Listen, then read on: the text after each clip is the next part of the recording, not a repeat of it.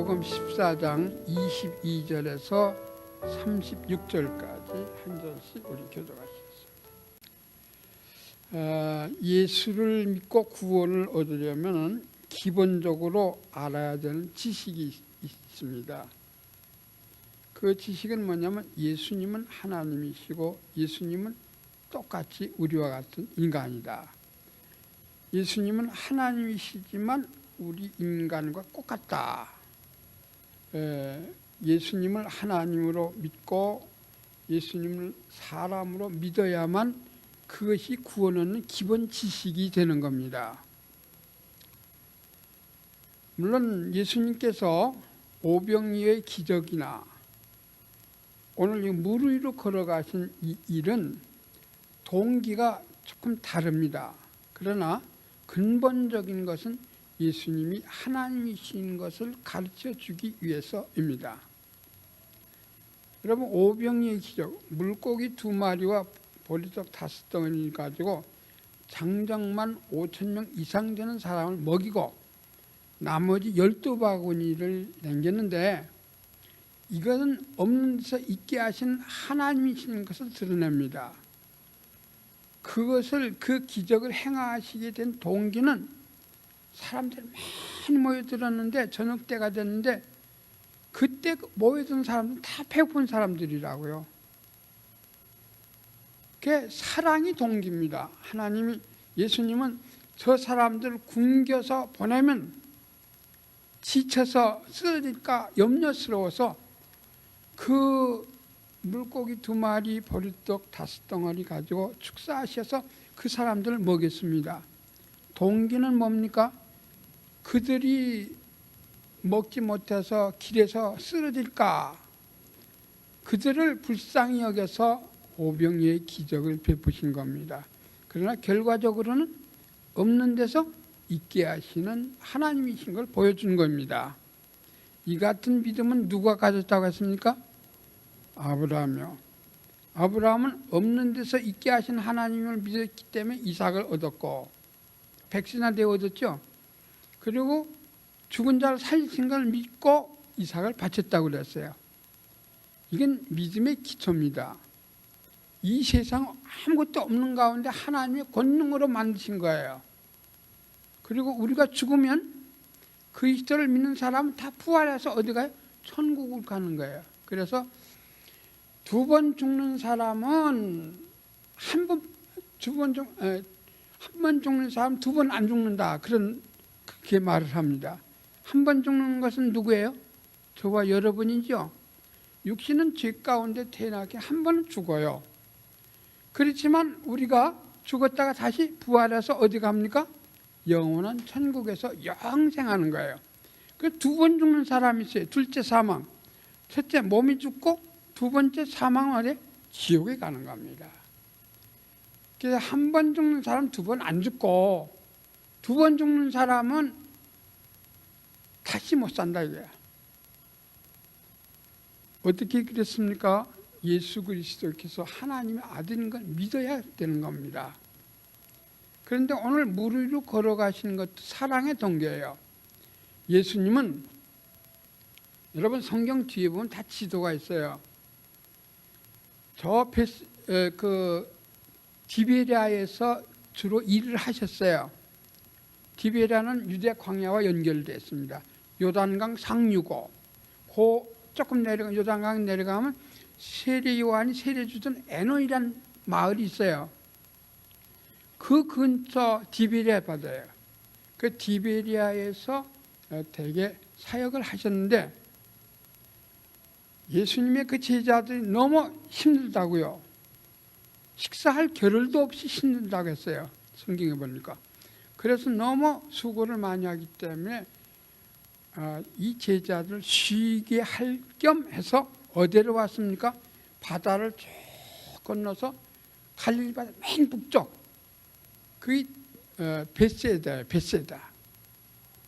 근데 벳세다에서 조금 더 들어가는 것 같아요. 마을이 아니고 그 산에 가서 휴양차 간 거예요. 그 제자들을 쉬게 하려고 간 겁니다. 거긴 남쪽과 달라서 북쪽에는 물과 나무들이 많이 있어요.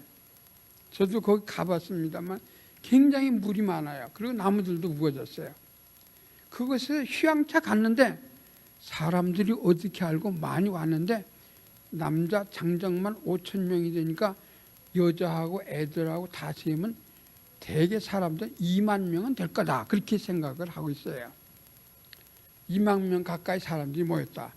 그때 2만 명 가까운 사람은 굉장한 숫자네요. 근데 그 사람들이 다 병자들을 데리고 와서 환자들을, 그냥 예수님 쉬라 가셨다가 얼마나 고단하겠어요. 마가복음 6장에 보면 식사할 겨를도 없이 바쁘다고 했어요. 거기서 막 했어요. 그런데 이 사람들이 그 오병이의 떡을 먹고 난 다음에 예수님을 뭐 하려고 했어요? 왕을 세우라고, 임금을 세우라고. 예수님을 왕으로 세우면 이렇게 말이 오병이의 기적을 베푸는 분이 우리 못먹이 살리겠느냐. 광야에서 모세가 만나를 먹인 것 같이 우리를 먹이 살릴 거다. 이렇게 생각한 거예요. 그래가지고 그 사람들이 예수님 왕으로 세우려고 했어요. 그 예수님이 어디 했어요? 오늘 본문에 보니까 예수님 서둘렀어요. 자, 이 사람들이 집으로 내가 보내는 동안 너희는 건너편으로 가라. 건너편이 어디냐면 요 끝에 가보니까 뭐라고? 게네사렛 땅이라고 했어요. 게네사렛 땅에는 무슨 도시가 있습니까? 가버나움이 있습니다. 그때 당시에 가버나움에, 여러분 가버나움 백부장 알죠? 거기는 회당도 있고 거기는 로마군도 주둔하고 큰 도시예요. 가버나움 그 속한 그 땅이 바로 게네사렛 동네입니다. 뭐 우리가 여기 산마우트 카운티에 샌브로로 시리가 있는 것처럼 이 게네사렛 땅에 가버나움이란 도시가 있었어요. 그래서 빨리 보내는 거예요. 그리고 예수님은 이제 가는 겁니다.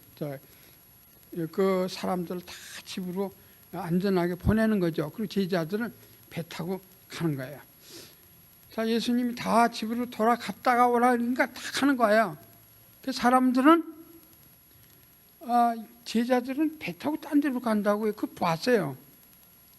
자, 그런데 예수님은 그렇게 하고 어디에 갔습니까? 산으로 올라갔어요. 혼자 산으로 가셔서 뭐 하세요? 밤 사경이라니까 유대 사람은 시간을 어떻게 따지는 거야? 육경으로 따지면 낮 12시간, 밤 12시간, 그래서 24시간 따진다고요. 그러니까 그 예수님이 그 3시경에 돌아갔다는 9시경에 돌아갔다는 3경에 돌아갔다는 얘기거든요. 해가 뜬 지 3경 됐다. 그러니까 이 4경이라는 건 밤 3시는 4시쯤 됐을 거예요. 그러니까 예수님은 그 초저녁에 사람을 다 보내고 제자들은 그 바다로 가고 예수님 혼자 산에 가서 뭐 했습니까? 밤새도록 밤이 맞도록 기도한 거예요. 오늘 그 말씀입니다. 기도를 하고 내려와서 딱 보니까 제자들이 노를 쳤는데 그 배가 얼마나 컸는지는 몰랐지만 노를 쳤는데 가지 못하고 그대로 있어요. 왜? 풍랑이 일어서 자꾸 그냥 거슬리기 때문에.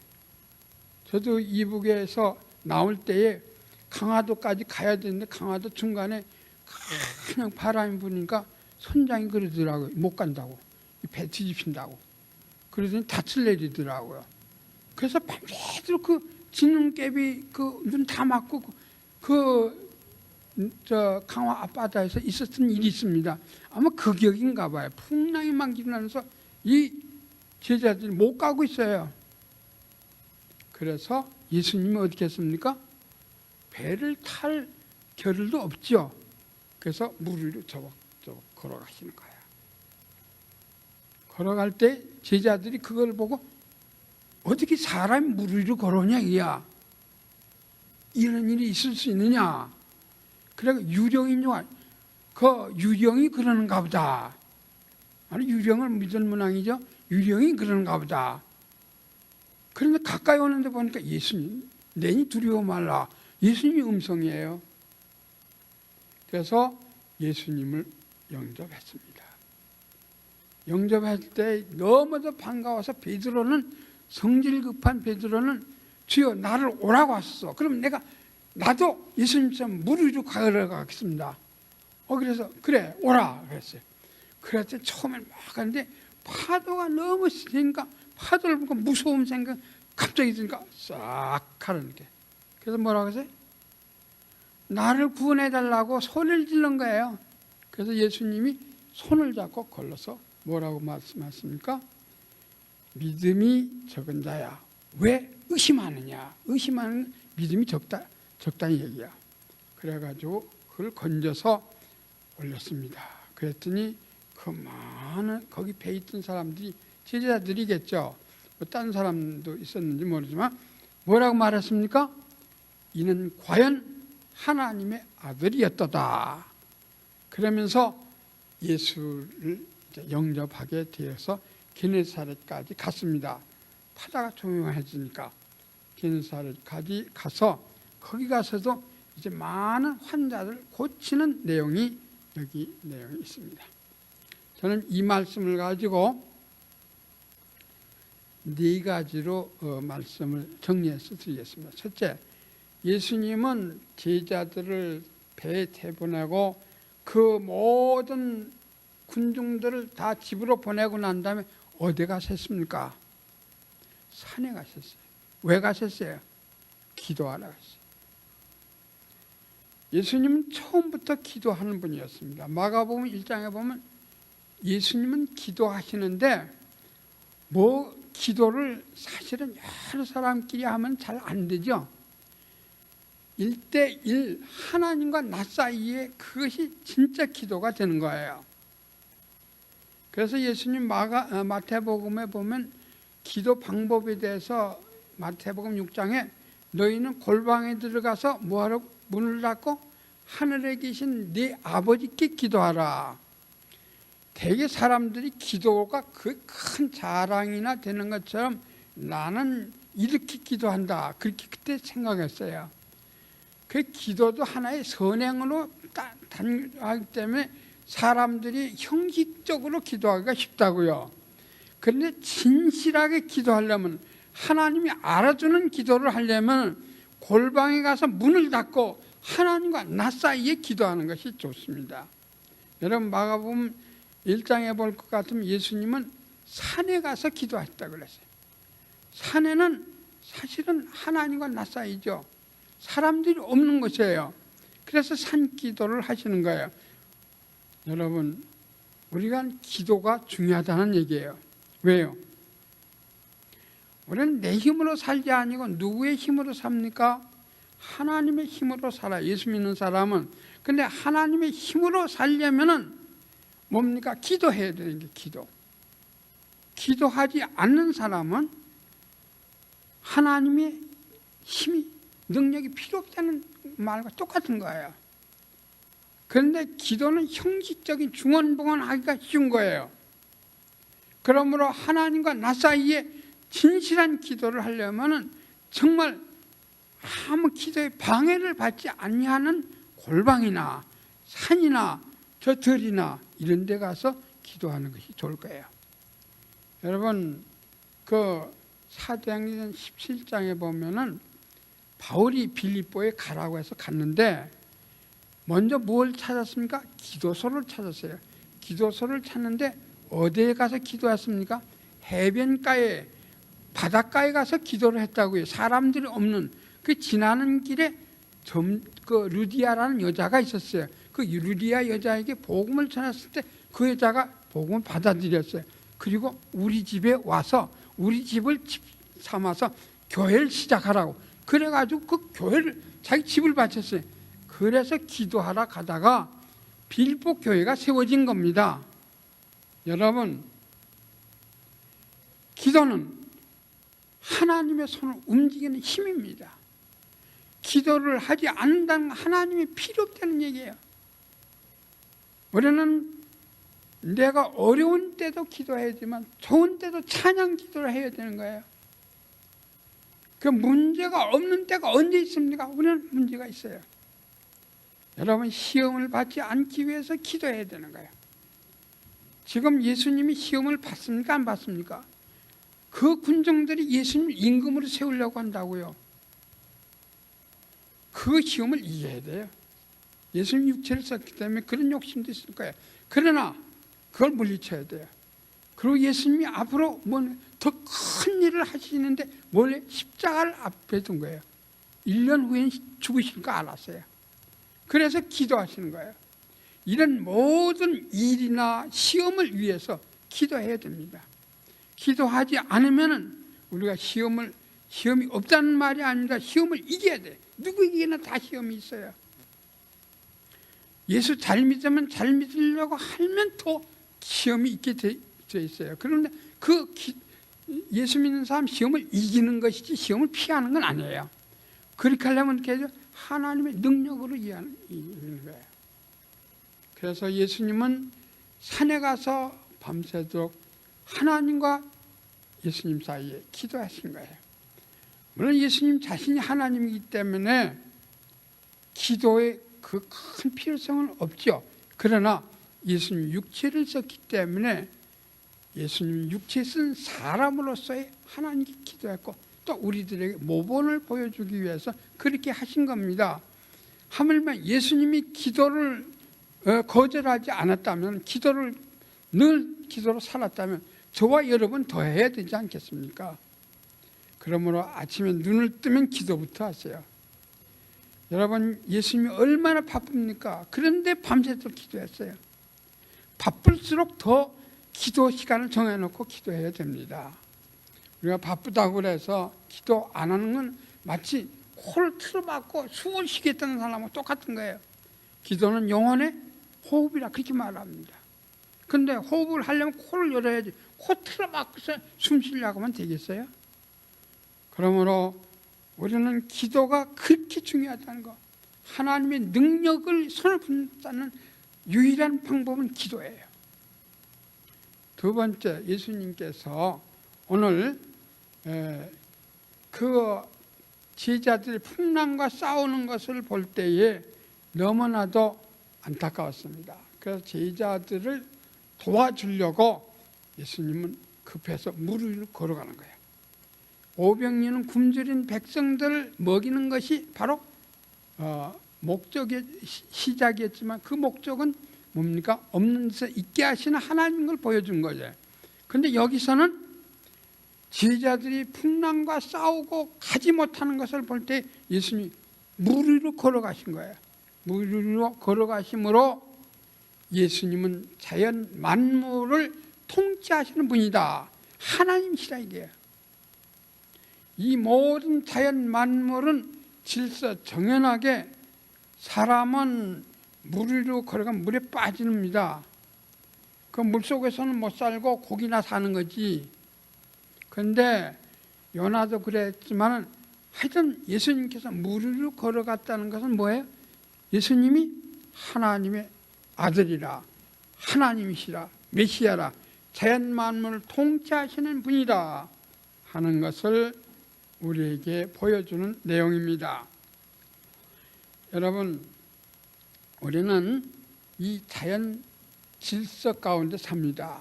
누구든지 이 대기권을 떠나서는 살 수가 없어요. 어떤 분은 저기 릭타워에 가서도 심장이 이상이 있다고 해서 병원에 갔다고 하는데 여기 내려와서 진찰하니까 아무 이상이 없다. 왜 그렇습니까?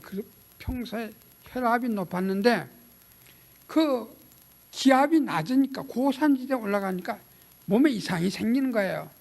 기압만 조금만 이상이 낮아도 몸에 이상이 생기는 거예요. 하나님은 얼마나 정확합니까? 공기에 누르는 힘과 우리 심장의 이 박동과 이 힘과 이 밸런스 딱 맞게끔 했어요. 기압이 더 낮으면은 이게 못 견뎌요. 저는 공군 출신입니다만 고공 물리학이라는 게 있어요. 그래서 타는 사람은 이 비행기 타는 사람은 특수 체질을 가진 완전히 건강한 사람이라야 됩니다. 기압이 낮은 데서 능 견딜 수 있는 사람이라야 돼요. 그런 사람이 조종사가 되지 조종사 아무나 되는 건 아닙니다. 그 한두 시간은 견딜 수 있지만 그 공중에서 사는 사람들은 힘들지 않아요. 여러분, 이 세상은 하나님의 질서 정연하게 만들어서 하나도 이 법칙을 떠나서 살 수가 없습니다. 그러나 법칙을 무시하고 사시는 분이 있어요. 이 세상을 만드신 분, 이 세상을 다스리는 분, 그분이 누구예요? 예수님이에요. 그런데 합리주의자들, 머리로 생각해서 성경을 해석하는 사람들은 물 위라, 그 말을 물 곁이라 그렇게 번역을 해요. 그래서 어떻게 해석을 하는 거 아니, 예수님 물 위로 걸어간 게 아니라 물 가에로 걸어갔는데 달빛의 그림자 쫙 비쳤는데 제자들이 그걸 보고서 너무 그 풍랑이 시달려 가지고 헛것을 봤다 이거야. 그러니까 예수님이 그 바닷가로 걸어가는 것을 보시고 예수님이 바닷가로 걸어가는 건 물 위로 걸어온 걸로 착각했다, 이렇게 해석하는 사람도 있어요. 물 위로 자연을 다스리고 지배하시는 하나님이 아니시면 우리를 어떻게 구원하시겠습니까? 그런 합리주의자들 말을 듣지 마세요.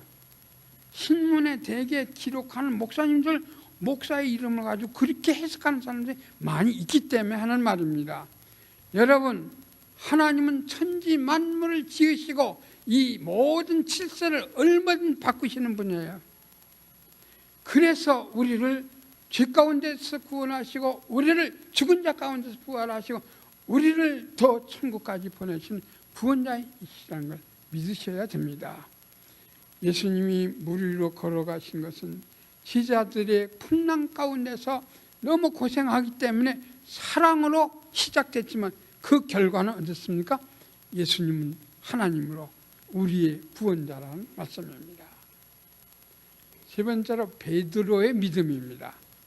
베드로의 믿음은 굉장히 용기 있는 믿음이에요. 예수님이라 하는 걸 확인한 뒤에 예수님에게 요구를 하는 거야. 예수님, 나를 예수님처럼 물 위로 걸어가게 해달라고. 그러니까 그래 오라. 그래서 이 베드로가 예수님 물 위로 걸어가듯이 걸어간 거예요.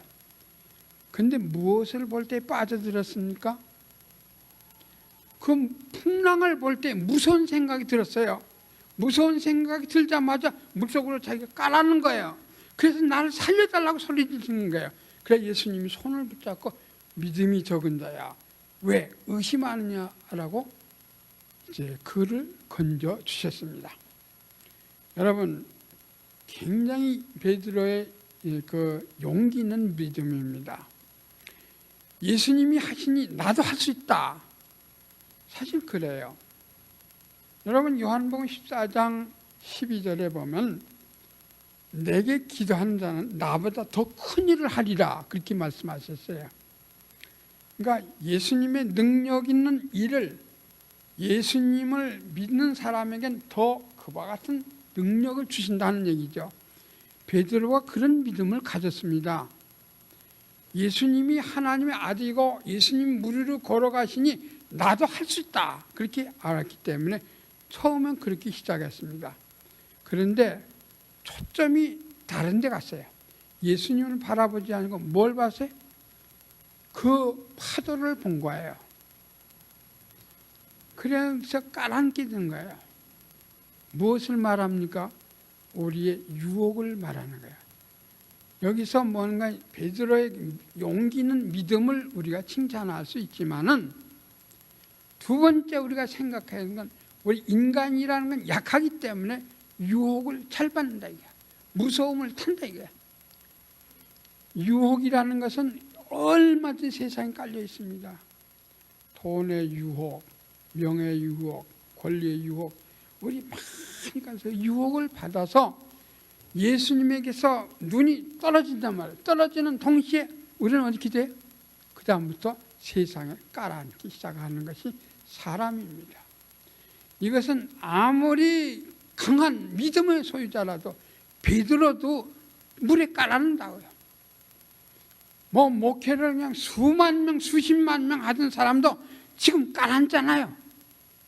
서울 시내 그 세계에서 제일 큰 감리교 목사님이라는 분이 미국에서 이북 북한 선교한다고 50만 불 달러를 받아가지고 그것을 북한 선교를 하지 않고 어디에 썼는지 모르는데요. 그래서 미국에서 고소를 했어요. 그래서 지금 감옥에 가요. 감옥에 재판에서 뭐라고 했습니까? 그 사람 죄인으로 찍어서 감옥에 됐어요. 그 사람 이름을 대면 우리는 잘 아는 이름입니다. 서울에서 세계에서 제일 큰 감리교 목사님이십니다. 그 왜 그렇게 됩니까?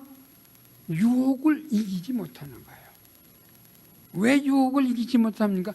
예수님께 눈을 딴 데다 바라보기 때문에. 그건 마찬가지예요. 부흥사관 은혜를 많이 받아 우리가 죽을 때까지 누구에게 시선을 띄지 말아야 됩니까? 예수님께. 그래서 아침 저녁으로 기도하고 말씀에 늘 눈을 띄지 말라 이 말이에요.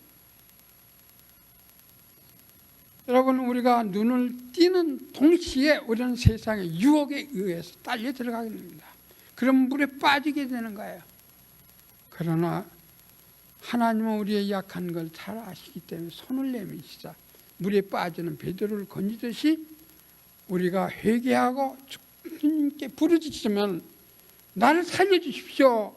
부르짖으면 언제든지 우리는 주님 앞에 주님의 구원을 받을 수가 있는 것이던 하나님의 자비입니다.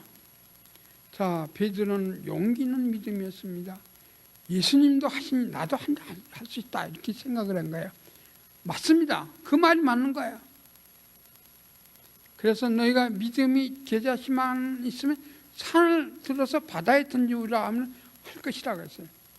우리가 그렇게 다 의심이 많기 때문에 못하지만 그렇게 된다 이 말이에요. 여러분, 하나님 하시는 일을 우리도 할 수 있는 거예요. 그러나 우리는 유혹을 많이 받는 인생입니다. 그걸 또한 잊어버려서는 안 돼요. 그래서 우리가 하나님께로부터 시선을 띄면 그 다음부터 우리는 세상의 유혹을 받기 시작하는 거예요. 그가 어떤 사람이든지 사람은 사람이니까. 큰 교회 목사님은 사람이 아닙니까? 장로님도 권사님도 은혜를 많이 받다는 다 사람이에요. 물에 빠져요. 죽어요. 그렇지만 죽기 전에 하나님 날 살려주십시오. 하나님 자비와 긍휼이 많으시기 때문에 회개하고 돌아오는 자를 반드시 손으로 건지시는 분이 또한 하나님이십니다. 그것이 하나님의 자비입니다. 이것이 베드로가 경험한 믿음입니다. 마지막으로 자, 예수님같이 우리도 기도해야 되고, 두 번째, 예수님은 자연 만물을 통치하시는 분이기에 그만이 우리의 구원자이시고 그에게 시선을 띌 때에 우리는 어떻게? 물에 빠지게 되므로 우리는 하나님께 시선을 띄지 말아야 된다. 그 다음 마지막은 뭡니까? 여러분 다 같이 읽으시겠습니다. 33절 배에 있는 사람들이 예수께 절하며 가로되 진실로 하나님의 아들이소이다 하더라. 신앙 고백입니다. 여러분 로마서 10장 우리 읽어보시겠습니다. 믿음이 무엇인가? 그 로마서 10장 구원하는 믿음에 대해서 로마서 10장 9절 10절 11절 석절 다 같이 읽으시겠습니다. 네가 만일 내 입으로 예수를 주로 시인하며 또 하나님께서 그를 죽은 자 가운데서 살리신 것을 내 마음에 믿으면 구원을 얻으리니 사람이 마음으로 믿어 의에 이르고 입으로 시인하여 구원에 이르느니라. 성경에 이르되 누구든지 저를 믿는 자는 부끄러움을 당하지 아니하리니라. 저는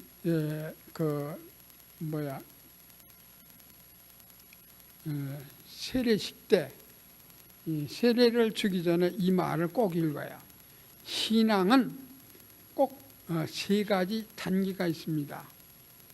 구원 얻는 신앙은 첫째, 마음으로 믿는다. 마음으로 믿지도 않으면서 가짜가 있죠. 자기 마음은 속이지 못하는 거예요. 예수가 하나님의 아들 나를 위해 죽으신 것을 마음으로 믿는다고요. 그 다음에 두 번째 단계가 뭡니까? 입으로 시인해. 누가 마음으로 믿는 것을 시인했습니까? 베드로가 그랬죠. 여기 16장에 보면 주는 그리스도시요 살아계신 하나님의 아들입니다. 그 고백이 중요하죠. 고백.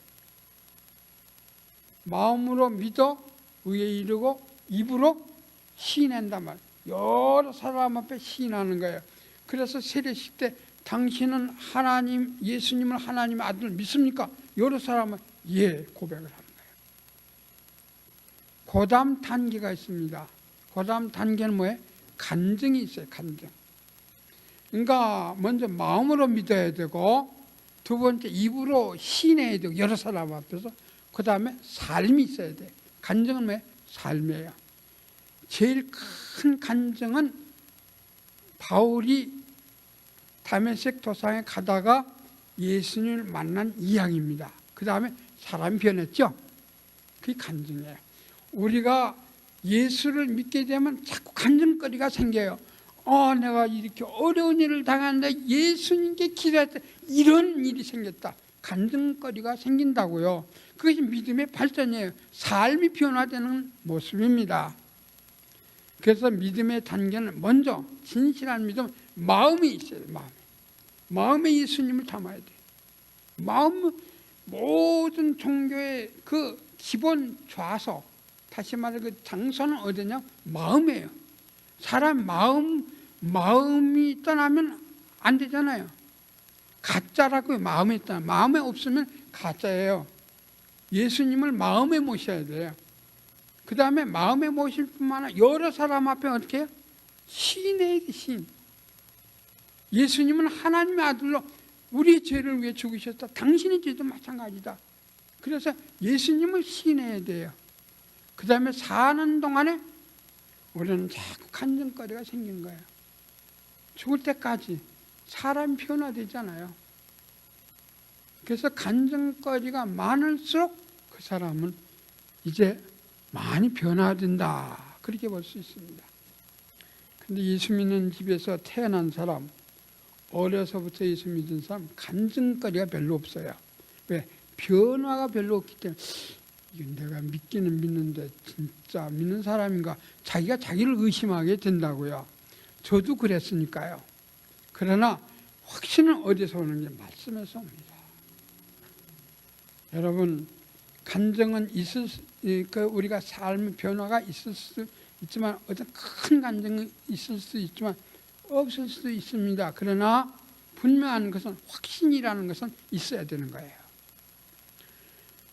사랑하는 성도 여러분, 오늘 예수님은 게네사렛 땅에 가서 다시 많은 사람들을 고쳤는데 그 사람들의 간증거리가 되게 한 겁니다. 내가 예수님으로 말미암아 이렇게 병을 고침을 받았다. 얼마나 간증거리가 많겠습니까? 말씀을 마치겠습니다. 오늘 우리가 예수님 물 위로 걸어가신 이 사건 가운데서 예수님은 바로 제자들이 배를 타서 보내고 산에 올라가서 기도하시다가 잊지 마시길 바랍니다.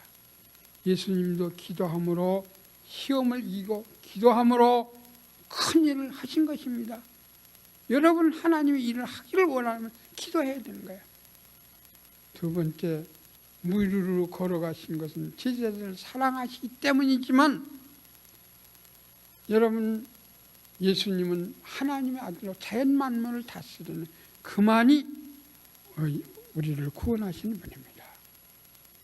여러분 인간은 약하기 때문에 아무리 큰 믿음이라 시험을 받는 것이 사실입니다. 사람은 그래 믿을 수가 없는 거예요. 나도 믿을 수가 없는 거예요. 내가 나를 믿을 수가 없는 거예요. 그래서 늘 하나님께 기도하고 말씀 안에 붙어 있어야 돼요. 이 시선이 딴 데로 가면은 이쁜 여자가 지나가면 거기 쫓아간다고. 그러면 안 되죠. 여러분, 우리는 이 눈이 올바로 주님만 바라봐야 되는 겁니다. 연약한 인생이라는 걸 알아야 됩니다. 그리고 신앙은 단계가 있는데 먼저 진실한 믿음 마음에 있고, 그 다음에 입으로 간증해야 되고, 입으로 고백해야 되고, 그 다음에 간증거리가 있어서 삶의 변화가 자꾸 생겨야 우리에게 풍성한 은혜의 생활을 하게 되어 있습니다. 말씀을 마치겠습니다. 기도하시겠습니다.